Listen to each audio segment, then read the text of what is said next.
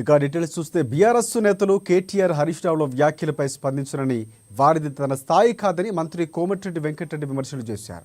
వాళ్ళు కేసీఆర్ కొడుకు అల్లుడిగా రాజకీయాల్లోకి వచ్చారని ఎద్దేవా చేశారు. ఈ మేరకు ఆయన ఇవాళ మీడియాతో మాట్లాడారు. తమ రైతు కుటుంబం నుంచి వచ్చి ఇక కింది స్థాయి నుంచి నాయకుడిని అయ్యారంటూ కూడా మంత్రి చెప్పుకొచ్చారు. ఈ స్థాయికి రావడానికి మాజీ సీఎం కేసీఆర్ వస్తాడంటే గురుకులాలకు పోదాం అని కూడా వెల్లడించారు. కేటీఆర్ హరీష్ రావు లాంటి పోరగాళ్లతో నేను మాట్లాడనంటూ మంత్రి కోమటిరెడ్డి వెంకటరెడ్డి సంచలన కామెంట్స్ చేశారు. ఇందుకు సంబంధించిన వీడియో తాజాగా నెట్టింట వైరల్ అవుతోంది. హరీష్ రావు గురించి మాట్లాడితే వాళ్ళ ప్రతిపక్ష నాయకులు ఎవరో చెప్తే ఆయన మాట్లాడితే మీరు సమాధానం చేయొచ్చు. వాళ్ళిద్దరి గురించి మీరు మాట్లాడితే వాళ్ళు నా స్థాయి కాదు, మునగాడు ఆ సమయంలో పండుకునే బంగారు తెలంగాణ చేస్తారు.